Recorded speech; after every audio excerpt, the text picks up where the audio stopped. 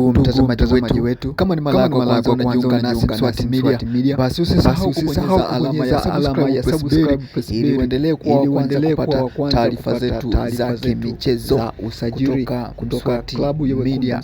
Basi tunakuangazia taarifa leo, tunakuangazia taarifa hizo za usajili wekundu ambazo zimetufikia hivi punde kupitia mwenyekiti wa bodi ya wakurugenzi Clatous Magori, ambaye ametuweka wazi ya kwamba Simba ipo kwenye mchakato wa kumleta beki wa kulia ambaye atakuwa ni mbadala wa Shomari Kapombe. Kiongozi huyo wa bodi ya wakurugenzi ya Simba Clatous Magori amethibitisha hilo kwamba wapo kwenye huo mchakato wa kumsaini beki wa kulia ambaye anakipiga kunako klabu ya FC Lupopo ya nchi ya kidemokrasia ya Kongo.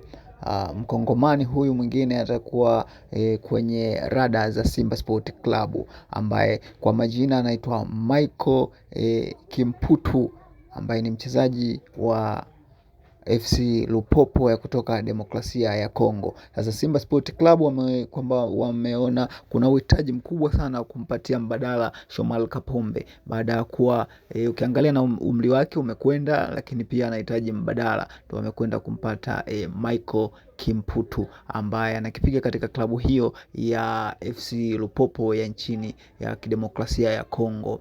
Basi ndugu mtazamaji wetu, endelea kubaki nasi kwa kubonyeza alama ya subscribe ili uendelee kuwa nasi Mswati Media. Asante sana.